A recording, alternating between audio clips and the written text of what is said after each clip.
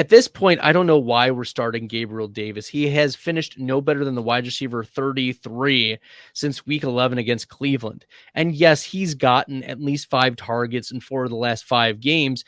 But this past week against Miami, 97% of the snaps, wide receiver 45, 4 for 56. As I talk about on this podcast a lot, Gabriel Davis is the type of player that is a big-bodied, down the field wide receiver that can have a spike game or spike week. We've seen that once again at the beginning of the year, where the secondaries for the Rams, the Miami Dolphins, the Baltimore Ravens, the Pittsburgh Steelers, the Kansas City Chiefs, the Minnesota Vikings, all plus matchups. And Gabe Davis hit on some of those games.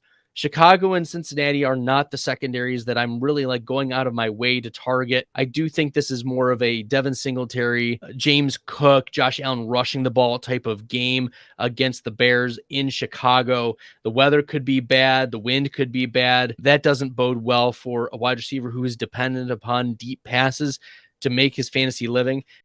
If you like the content, make sure you hit that red subscribe button. It really does help the channel. Thanks. Now, as I said, anything can happen, but it's not a good bet. Gabriel Davis has not been a good bet for fantasy this year. He's had a couple really nice spike weeks, but other than that, I think you're finding reasons to bench Gabriel Davis, because if you're putting him in your lineup, he's a dart throw at this point.